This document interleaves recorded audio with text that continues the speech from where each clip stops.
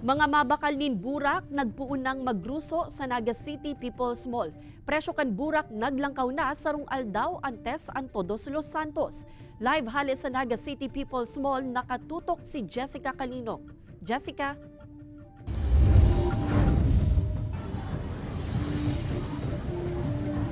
Kate, 80% kan mga burak na ipititinda digdi sa Naga City People's Mall hali subuot sa Dangwa. Apwera sa mahal an bakal ninda kaini, dagdag gastos man ang transportasyon pasiring digdi sa Naga City. Kaya ang bentahan kaini mahal talaga sa mga panahon na ini. Hali sa Iriga City, nagdayo pa sa syudad ni Naga si Joan para sa namagbakal nin manlain-lain na burak na sa iyang ia-arrange asin ipapabakal ngunya na undas.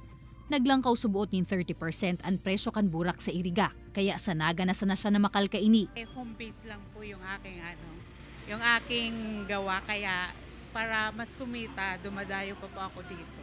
Sigun sa mga paratsenda nin burak sa merkado publiko kan syudad ni Naga, puon pa kasuudma, naglangkaw na ang kada pidaso asin bundle kan burak, mapahali man sa Dangwa o sa barangay Pakol. Kabali na digdi ang pinakamabenta ng mga puting burak arog kan Malaysian moms, na nagkakawat sa 500 hanggang 600 pesos ang presyo sa kada dosena na dating 350 pesos na. An asterman na dating 200 pesos ang kilo, ngunyan nasa 250 pesos na. Supply sa Manila, medyo walang kauman talaga kung kapadaranin da sa Muya, kaya nagkabawi man mga taga Bicol sa pamasahe.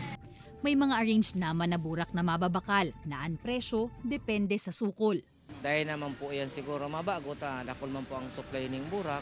Pira lang po sa aga sa pizza uno ta medyo manaman kasi nung maarabot na burak na hali sa Dangwa. Baka akong po yan magtaas-taas pa din kadikit. Apwera kan burak. Nasa 5 pesos man ang nilangkaw sa presyo kan kandila, depende man giraray sa sukol kan mga ini.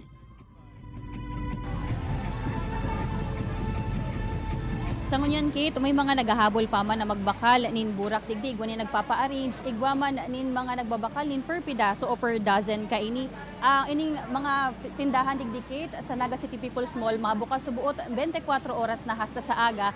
Alagad sa ngunyan maririsata man na medyo magabat na ang trapiko, kaya para duman sa mga kapuso niya to na mahabol pa pagbakal nin burak digdi sa Naga City People's Mall, antisipara naman na habang rush hour asin habang naglararom ang banggi, lalo pa man na magabat ang trapiko digdi. Kaya kung mapupwede, pwede man sindang dain na magdaraning lunadan o kaya maglakaw na sa napasiring digdi sa hilera kan mga nagtitinda nin burak. Kate? Alright, Jos Mabalos, Jessica.